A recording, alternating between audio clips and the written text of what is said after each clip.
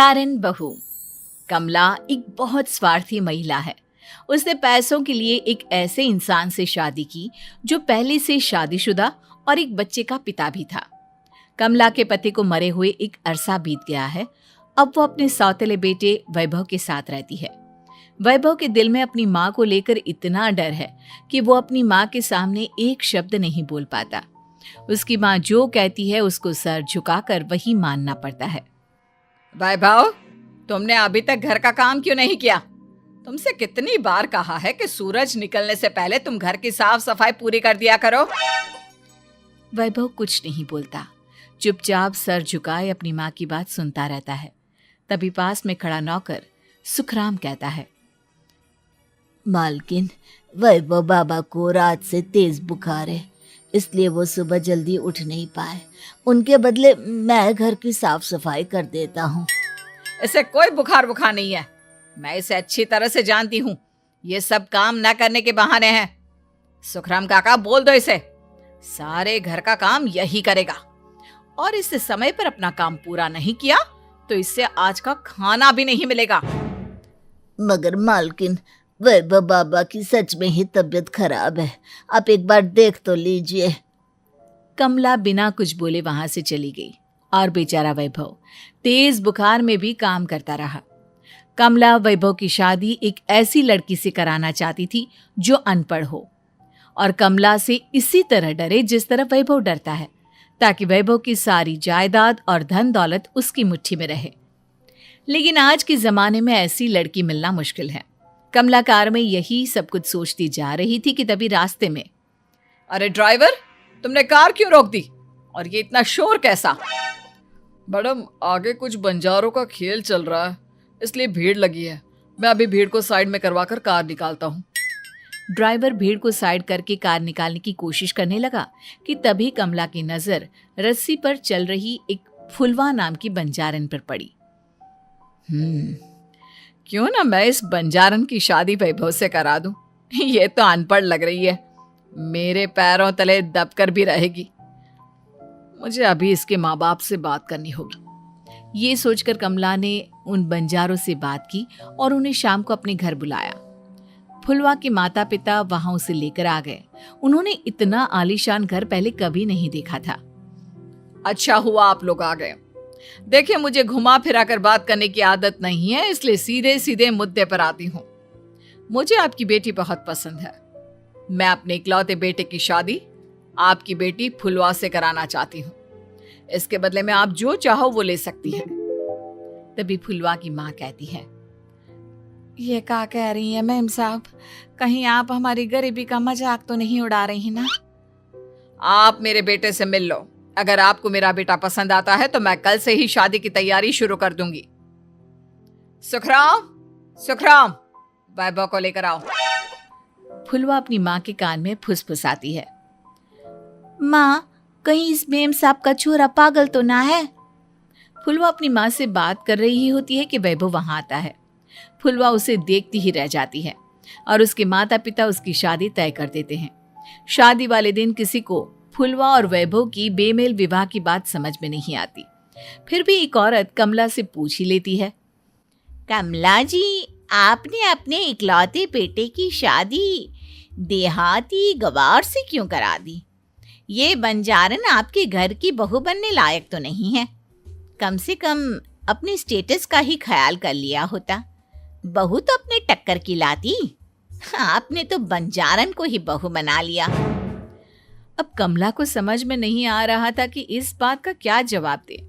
वो कुछ देर चुप रही और सोच समझ कर कहती है, बहन जी, आपको तो पता है आजकल के बच्चे किसी की बात कहाँ सुनते हैं।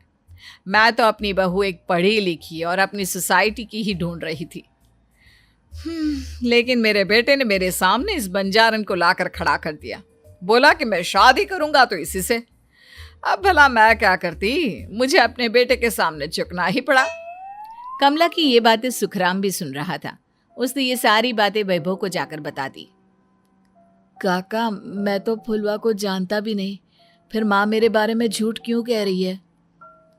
अरे बेटा, तुम कितने भोले हो, तुम्हें कुछ भी नहीं पता। तुम्हारे पिता अपनी सारी संपत्ति तुम्हारे नाम करके गए हैं। तुम्हारी माँ नहीं चाहती कि यह संपत्ति तुम्हें मिले, इसलिए उन्होंने तुम्हारी अनपढ़ लड़की से शादी करवाई ताकि तुम्हारी तरह वो भी अपने हक के लिए आवाज ना उठा सके। सुखराम काका, मैं क्या करूं, आप ही बताओ। माँ के सामने आते ही मेरे हाथ पैर कांपने लगते हैं। मैं माँ को कुछ भी नहीं कह पाता। वे दोनों बात कर ही रहे थे कि अचानक कमला वहां आ गई। कमला को देखकर दोनों घबरा गए। तुम दोनों फिर कभी बातें कर लेना, अभी फेरों का समय हो गया है, चलो जल्दी आओ। इस तरह फुलवा और वैभव की शादी हो गई। अगले दिन कमला ने फुलवा को बुलाया और उसे नसीहत देने लगी। देख बंजारन, तुझे मैंने अपनी बहू बना तो लिया है, लेकिन तुझे इस घर में आँख कान मुंह बंद करके रहना होगा। घर का काम कर और अपने पति से मतलब रख, समझी? कमला का ऐसा रवैया फुलवा को बिल्कुल समझ में नहीं आया। उसने वैभव से इस बारे में बात की। सुनिए ना, माँ जी ने जिस तरह मुझसे बात की मुझे अच्छा नहीं लगा। शादी से पहले तो वो मुझसे बहुत अच्छे से बात कर रही थी, लेकिन शादी के बाद उन्हें क्या हो गया? तुम ज्यादा मत सोचो, जैसा माँ कहती है वैसा ही करो। ये कहकर वैभव वहां से चला गया। अगले दिन वैभव को घर के नौकरों की तरह काम करता देख फुलवा को बहुत हैरानी हुई।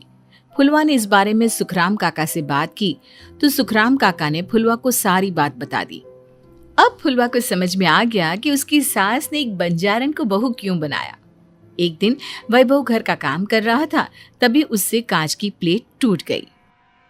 किसने गिराई ये कांच की प्लेट? वैभव को वहां खड़ा देख कमला ने छड़ी से उसे मारना शुरू कर दिया।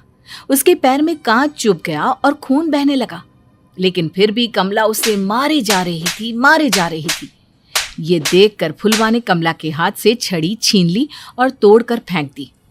बंजारन, तेरी इतनी हिम्मत, तूने मेरे हाथ से छड़ी छीनी?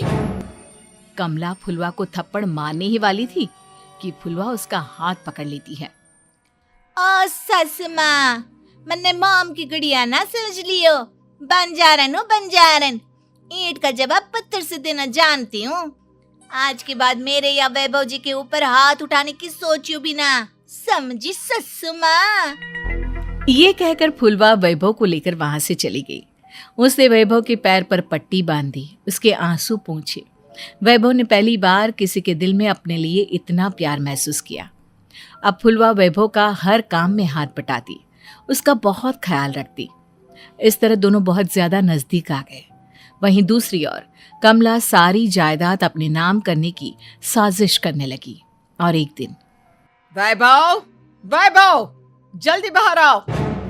कमला की आवाज सुनकर वैभव और फुलवा अपने कमरे से बाहर आ गए। जी माँ, आपने बुलाया? ये ले, इन कागजों पर साइन कर दे।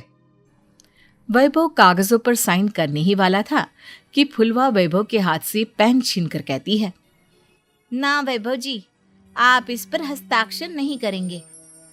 आओ बंजारन, मैं तुझसे बात नहीं कर रही।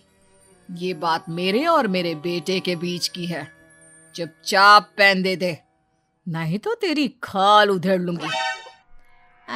सस माँ, बंजारन की खाल इतनी भी ढीली ना होवे कि कोई भी उधेड़ लेवे। जो यकीन ना आता हो तो देख ले उतार के। और हाँ, बंजारन जरूर हूँ पर अनपढ़ ना हूँ। मन्ने भी पता है कि किसी भी कागज पर साइन करने से पहले उसे अच्छी तरह पढ़ लेवे हैं। पेन देती है या नहीं? ये कहकर कमला फुलवा को मारने आई तो फुलवा ने कमला को धक्का दे दिया और वो नीचे गिर गई। कमला डरकर वहां से भाग गई। अब फुलवा ने वो कागज उठाए और वैभव के साथ सीधा वकील के पास चली गई। वकील ने वो कागज देखी और फुलवा को बताया, वैभव के पिता की सारी जायदाद और संपत्ति वैभव के नाम है, लेकिन वैभव की सौतेली माँ इस संपत्ति को अपने नाम कराना चाहती है, इसलिए इन कागजों पर वो साइन करा रही थी। तो अब हमें क्या करना चाहिए वकील साहब? वकील ने फुलवा और वैभव को सब कुछ अच्छी तरह से समझा दिया। अब दोनों घर पर पुलिस को लेकर पहुंचे। कमला पुलिस को देखकर घबरा गई। पुलिस ने कहा, आपके नाम की कंप्लेंट हुई है, आपको हमारे साथ थाने चलना होगा। कंप्लेंट? कैसे कंप्लेंट? आप अपने सौतेले बेटे पर बहुत अत्याचार करती हो, धोखे से सारी जायदाद अपने नाम करा रही थी। अब नहीं इंस्पेक्टर साहब, जरूर ये मेरी बहू की कोई साजिश है, इसने गलत कंप्लेंट की है। मैडम, शिकायत आपकी बहू ने नहीं बल्कि आपके बेटे वैभव ने की है। कमला वैभव का नाम सुनकर दंग रह गई। जिस बेटे ने कभी उसके सामने सर नहीं उठाया था, आज वही बेटा उसके सामने पुलिस को लिए आया है। वैभव, तुम्हारी इतनी हिम्मत कि तुम पुलिस को ले आए? हाँ माँ, मैं लाया हूँ पुलिस को, और मेरे अंदर इतनी हिम्मत कभी ना आती अगर फुलवा मेरा साथ ना देती। आपने बंजारन बहू को लाकर अपने ही पैर पर कुल्हाड़ी मारी है माँ। मैडम, अब की बात खत्म हो गई हो तो चलो हमारे साथ। वैभव, मुझे माफ कर दो, मुझे थाने मत भेजो। हाँ, आज के बाद मैं तुम्हें कभी नहीं मारूंगी, तुम्हें कभी परेशान नहीं करूंगी, मुझे माफ कर दो। वैभव अपनी कंप्लेंट वापस ले लेता है और पुलिस वहां से चली जाती है। वैभव अपनी सौतेली माँ से कहता है, मैंने पुलिस को वापस तो भेज दिया है, लेकिन मैं आपको माफ नहीं कर सकता। आपने बचपन से आज तक कभी मेरे सर पर हाथ नहीं रखा, हमेशा मुझे मारती रही, नौकरों की तरह बर्ताव करती रही। आप इस घर में नहीं रह सकती, चली जाइए यहाँ से। कमला घर छोड़कर चली गई और सड़क किनारे खड़ी होकर सोचने लगी, काश मैंने वैभव को माँ की तरह प्यार किया होता तो आज मैं इस तरह से बेसहारा ना हो जाती।